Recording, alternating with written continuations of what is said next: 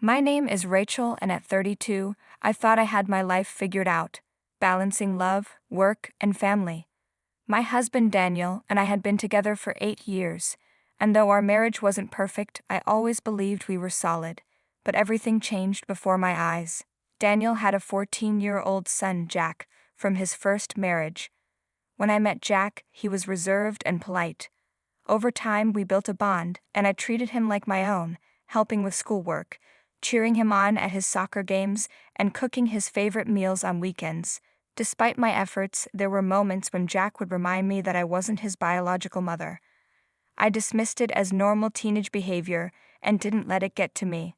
Things started to shift when Daniel's sister, Clara, moved back to town. Clara and I had always maintained a polite relationship, but there was an unspoken tension. She was fiercely loyal to Daniel and had never truly accepted me as part of the family. One evening during dinner, Clara brought up Jack in conversation. "Jack's been telling me he feels uneasy here, Rachel," she said, with a concerned tone. I was caught off guard. "Uneasy? Jack, is that true?" Jack hesitated, looking toward Clara. Sometimes," he muttered.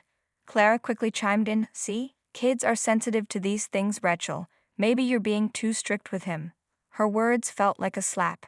I had always treated Jack with kindness, and now I was being accused. But what hurt more was that Daniel sat there in silence, offering no support. A week later, Clara hosted a family gathering. I noticed the glances and quiet murmurs behind my back. Daniel's aunt approached me and said, "Rachel, I hope you aren't too hard on Jack. He's just a child." That's when it hit me. Clara had been spreading rumors, painting me as someone who mistreated Jack. That night, I confronted Daniel. "Why didn't you stand up for me when Clara accused me of making Jack uncomfortable?" I asked, my voice trembling. Daniel sighed. "Rachel, Jack has been distant lately. Maybe Clara has a point." My heart sank. I've only ever treated Jack with love. How could you doubt me?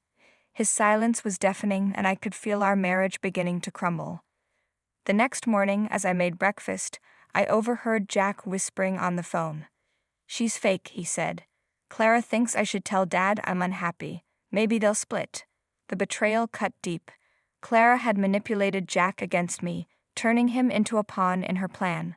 That afternoon, Daniel came home early. "We need to talk," he said, looking serious.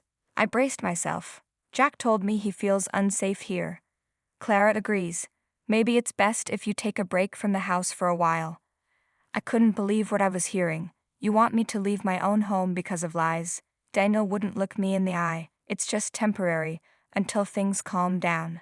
Packing my belongings felt surreal, like a nightmare I couldn't wake up from. As I closed the door behind me, I vowed that this wouldn't be the end. Clara wasn't going to ruin everything I had built. Sitting in my car, my mind raced between anger and despair. My home wasn't stolen by strangers. It was taken by the people I trusted most. I checked into a modest motel across town. The room was quiet, but my thoughts were anything but.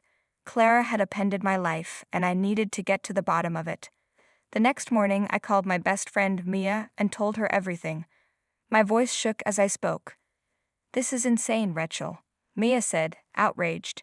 "You've been nothing but kind to Jack. Clara's been jealous for years, and now she's using Jack to drive a wedge between you and Daniel." "I feel helpless," I admitted. Mia's tone became determined. "You're not helpless. You need to prove that you've done nothing wrong." Her words sparked a fire in me. I wasn't the villain Clara made me out to be. It was time to uncover the truth. Over the next few days, I spoke with Jack's teachers, his soccer coaches, and even parents of his friends. Every conversation painted the same picture of me as a caring stepmother who always put Jack first. "I'm shocked by the accusations," one parent said. "Jack always speaks highly of you." The most revealing moment came when I spoke to Clara's neighbor, Mrs. Benson, an older woman known for knowing everyone's business. When I brought up Clara, Mrs. Benson chuckled. "That Clara, she's always meddling. I overheard her telling someone she had a plan to save Jack from you. It's nonsense, if you ask me." It became clear. Clara's manipulation wasn't just in my head, it was real. I arranged to meet Jack after school. He seemed surprised but agreed to talk. Jack, do you really feel unsafe with me, or is someone telling you to say that? I asked softly. Jack squirmed uncomfortably. I don't know. Clara said you might be trying to take my mom's place. My heart broke. Jack, I would never try to replace your mom. I care about you because you're family. Clara's wrong for putting those ideas in your head. Jack said nothing, but his silence said it all. Clara's influence had clouded his perception of me. With all the evidence gathered, I knew it was time to confront Daniel. I invited him to meet me at a coffee shop. Rachel, what is this about? He asked, sounding worn out. I slid a stack of papers across the table, testimonies from teachers, neighbors, and even screenshots of Clara's social media posts where she subtly undermined me. This is about the lies that have destroyed our family, I said firmly. Daniel flipped through the pages, visibly conflicted. I had no idea, Daniel murmured, his voice barely above a whisper. Because you didn't want to know, I shot back, cutting him off. You let Clara twist everything, turning Jack against me, and you never even questioned it. For the first time, I saw hesitation in his eyes. He swallowed hard before muttering, I'll talk to Clara. I shook my head, my voice breaking. Talking isn't enough, Daniel. You need to decide. Do you stand with the truth, or do you let Clara's lies tear this family apart? The days that followed were agonizing. I waited, hoping he would take a stand. But the silence that stretched between us spoke volumes. He dodged my calls, and Jack's once frequent messages became rare. I felt like I was shouting into an empty void, but if Daniel wouldn't fight for the truth, I would. I refused to let Clara's deception win. Then, one afternoon, my phone rang. It was Mia, her voice tight with urgency. Rachel, you won't believe what I found, she said. Clara's been gloating to her friends. She thinks she's won. A second later, my screen lit up with screenshots of a private group chat. Clara's words oozed with venom. I fed Daniel exactly what he needed to hear. Rachel will be out for good soon. Jack finally sees her for who she is. I made sure of that. My stomach churned. This wasn't just petty interference. Clara had orchestrated a full-blown attack against me. Enough was enough. I drove straight to Clara's house, my hands gripping the wheel so tightly my knuckles turned white. When she opened the door, her smirk didn't surprise me. Rachel, she greeted smoothly. What a surprise. Cut the act, Clara, I snapped. I know exactly what you've been doing. You manipulated Jack, fed Daniel lies, and now I have proof. For the briefest moment, her confident mask slipped. But she quickly recovered, folding her arms across her chest. Proof of what? I'm only protecting my nephew from someone who doesn't belong in his life. Her words stung, but I stood firm. This isn't about Jack's well-being. It's about you, your jealousy, your obsession with controlling Daniel. But guess what? You're not protecting Jack, you're hurting him. Her eyes flashed with anger. Get off my property. Gladly, I shot back. But this isn't over. And it wasn't. After leaving Clara's house, I reached out to Jack's therapist, Dr. Harris. I've been hesitant to intervene, Dr. Harris admitted, but it's clear Jack is caught in a toxic situation. He's conflicted, torn between the narratives being forced on him. We arranged for a family session, including Clara. I knew it was a long shot, but it was time to bring everything into the open. The session was tense from the moment we walked in. Clara sat stiffly, Daniel looked deeply uncomfortable, and Jack fidgeted, avoiding my gaze. Dr. Harris spoke first. This is a safe space. We're here to listen, to find clarity. Let's begin by hearing from Jack. Jack hesitated, his voice barely audible.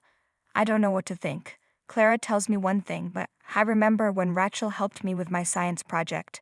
And when she took me to the park after my mom's birthday, she made me feel better. My heart clenched, but before I could respond, Clara cut in sharply. Jack, don't forget, she's been trying to replace your mother. I turned to her, my voice firm. Enough, Clara. This isn't about replacing anyone. This is about family, about love and security. And your interference has done nothing but cause pain. Dr. Harris turned to Clara. It's evident that your influence over Jack is strong. But I have to ask, have you considered the harm it might be causing him? For the first time, I saw doubt flicker in her expression. She wasn't as untouchable as she thought. The session ended without a clear resolution, but the cracks in Clara's control were starting to show. Later that evening, my phone buzzed. Daniel's name flashed across the screen. Rachel, he said, his voice heavy with guilt. I've been blind. Clara's been playing all of us. I should have stood by you. I exhaled slowly. Trust isn't rebuilt with words, Daniel. You need to prove it, to me and to Jack. The next day, Jack came to see me. His eyes were red-rimmed, his voice thick with emotion. I'm sorry, Rachel, he whispered. I didn't know what to believe. But I know now, you've always cared about me. Tears burned my eyes as I pulled him into a hug. All I've ever wanted is for you to feel safe and loved, Jack. As for Clara, her reign over our lives came to an end. Daniel set firm boundaries. No more unsupervised visits, no more whispered manipulation. Jack continued therapy, slowly working through the damage her lies had caused. It wasn't an instant fix. Healing takes time. But the fog was lifting, and for the first time in months, I saw a future where we weren't fractured, where we were whole. One evening, as we sat in the backyard, Jack turned to me with a small smile. Rachel, thanks for not giving up on me.